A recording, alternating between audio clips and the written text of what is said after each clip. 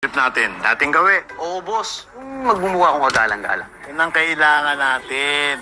Malinis.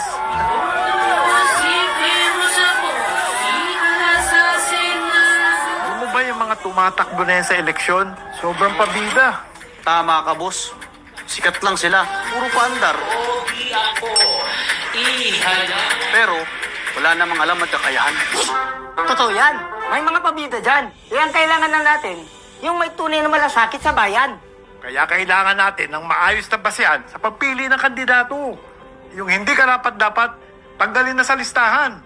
Nakakamiss talaga si Senador Miriam Defensor Santiago noon. Yun ang tipong senador na may paninindigan at taglay na talino.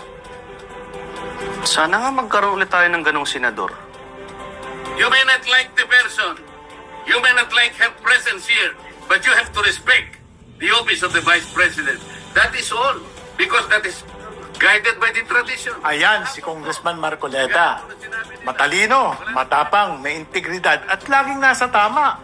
Sabi nga nila, yan ang lalaking bersyon ni Senator Miriam. Yan ang klase na kandidato na gusto ko. May malasakit at magmamahal sa bayan. Ayan ang hinahanap natin ngayon. Hindi lang matalas at matalino.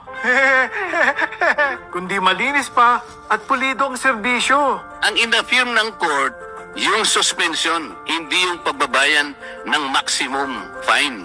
Meron kang intellectual dishonesty rito eh.